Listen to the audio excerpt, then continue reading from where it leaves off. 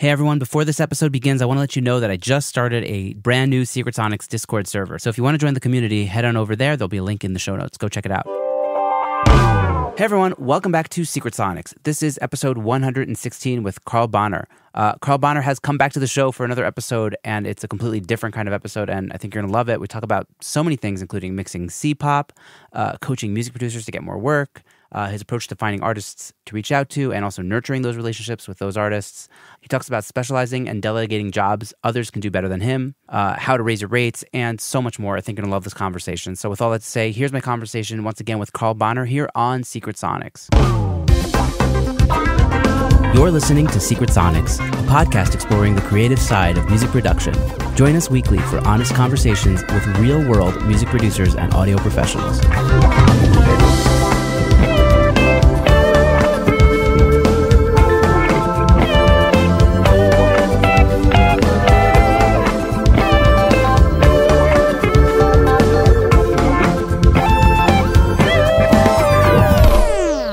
Hello, and welcome back to Secret Sonics. I'm your host, Ben Wallach. My guest today is Carl Bahner. Carl is a mixer, problem solver, and most recently a business coach for production people, including me.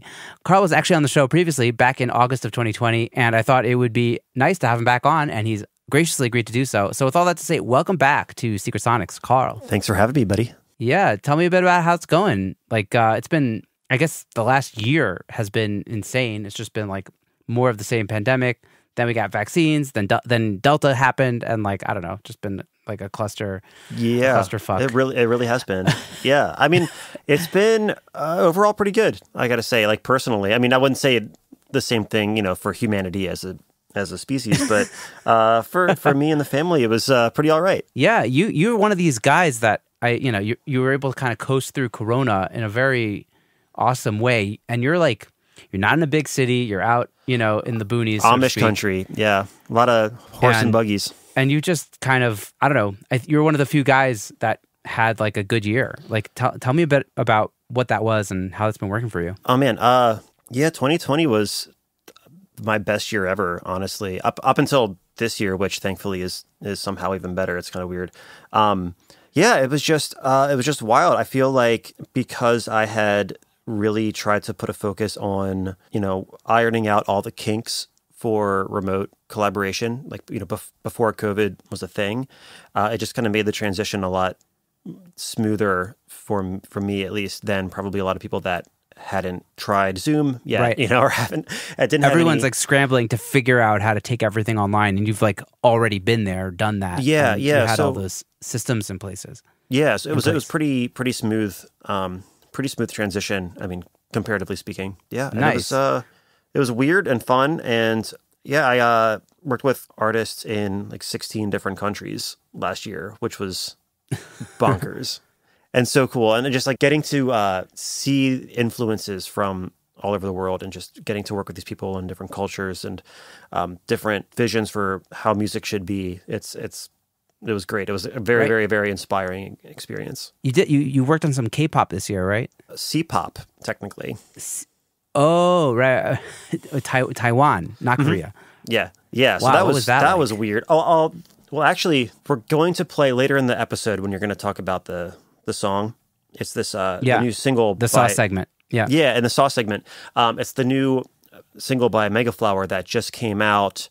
It comes out tomorrow in, our existence right now, but in podcast time, it came out a couple of days ago.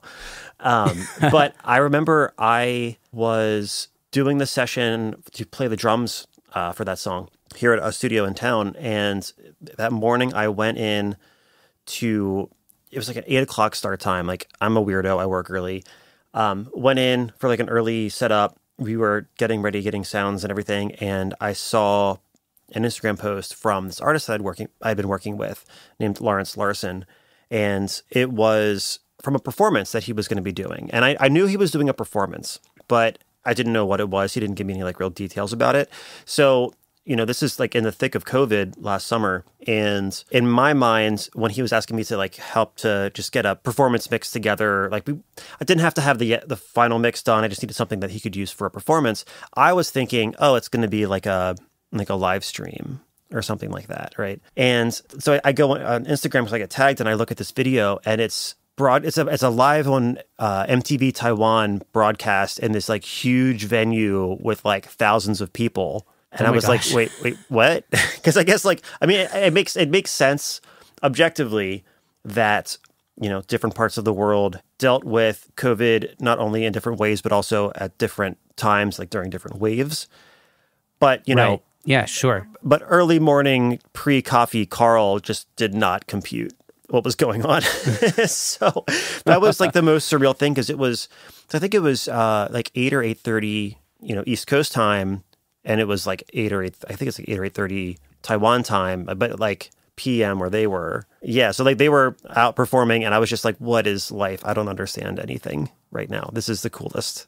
It was so exciting, but so awesome. Bizarre at the same time. Like such a jarring experience being in the thick of COVID. And like I was, you know, I think that was my first in-studio session since COVID really started. And I was kind of nervous about it, even though like it was just myself and the engineer.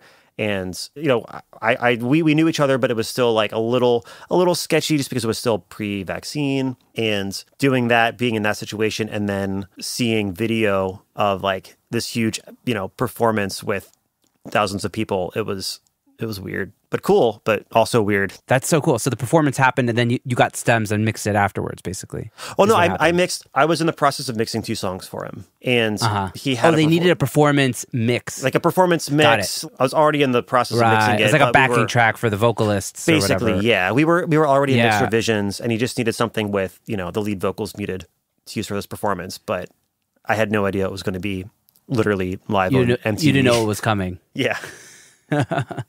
Amazing. Well, that got you in on the Taiwanese pop scene. That's amazing. Yeah. What do those tracks look like? Because I was actually talking to Ken Lewis, who's done a ton of records, and I think he mixes most of the BTS stuff. He's like mixed over like 30 BTS tracks, and he's telling me how like, you know, pedantic they are, how like well organized like hundreds of tracks can be. It's like a glimpse into like, I don't know, these crazy producer genius minds. Is Taiwanese pop at all like that you've worked with, at least? Not really. I mean, my understanding of it, and this is the way that Lawrence, the producer that I was working with, so he lives in Taiwan, has been there for a couple years, but is from New Zealand originally. But he was saying that, you know, the Chinese and Taiwanese like music market is a couple years behind like the US and Japan and South Korea.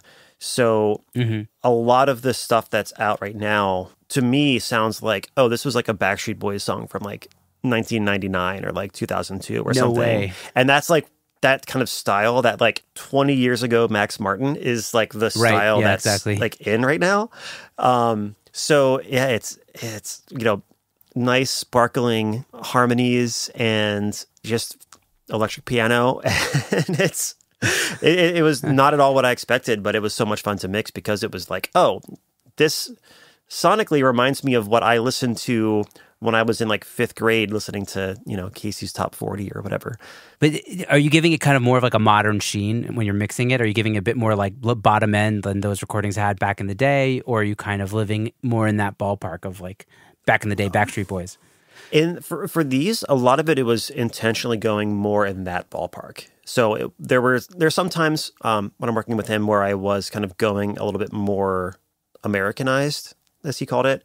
But a lot of it was, you know, intentionally making the low end a little bit smaller, the drums a little bit smaller, just to kind of match what else was the, you know, I don't want to say like the socially accepted radio sound, you know, at the time. Yeah. But yeah, it's just like, it's crazy. It's but I imagine how a mastering engineer that is, you know, doing a different version for radio and a different version for sync and a different version for, you know, that I'm sure somebody like has to do some sort of mastering for like Hallmark cards that open up and play sound. Like there still has to be some, you know, technical influence and decision making in there. And I feel like that's kind of what mixing this was like, where I had to put myself into a totally different position and not just do the things that I felt sounded right to me. I had to do things that I felt sounded right for the context that they're going to be presented in.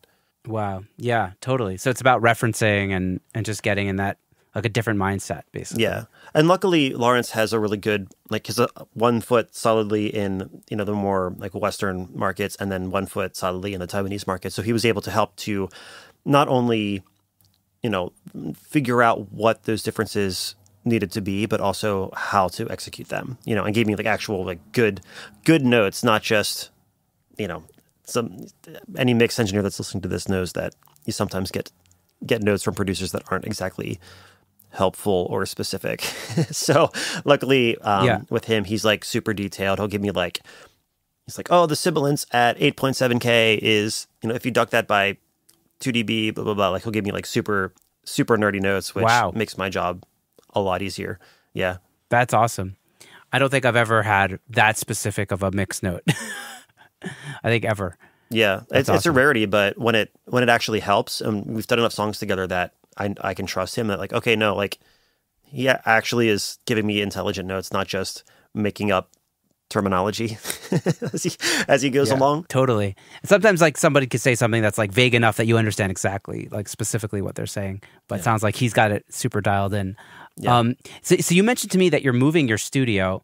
Now you're a guy that's been kind of at home, in COVID, working away in the spare bedroom, but now you've decided to build your own studio outside of the house. Tell me about that thought process. Like, why did you decide to move out of the house, and what was kind of your thought process of what you wanted to do building a new studio?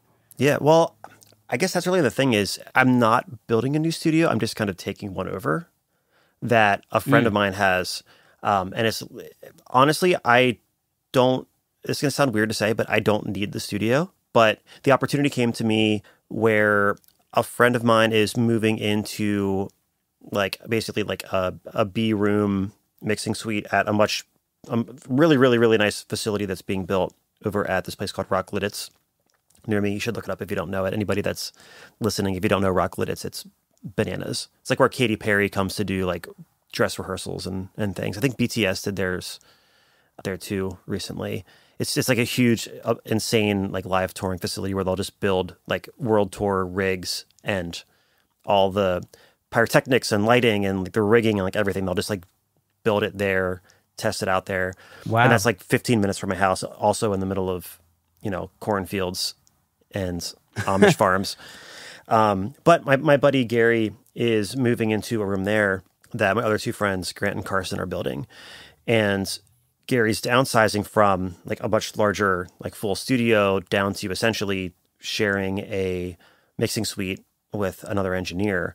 And he wanted to keep a place that he could keep his extensive, guitar cab collection and guitars and all that stuff, and a place that his band could rehearse every once in a while. So we talked about it, we worked it out, and came up with a price that, for me, it makes so much sense. And like, I never would have needed a full studio. If this wasn't just like the perfect situation, I wouldn't be moving out of my house. Right. Because you're almost exclusively mixing, right? Yeah. So, I don't have clients coming over. And even though I'm mixing like, probably 95%, 98% of my clients are remote anyway. And the few that are local, I still interact with them remotely anyway. Like we're not doing in-person stuff. My logistical workflow with my quote unquote local clients is the same as my clients in, England or Taiwan, so it's just that this place opened up, like it's literally a 2-minute drive from my house.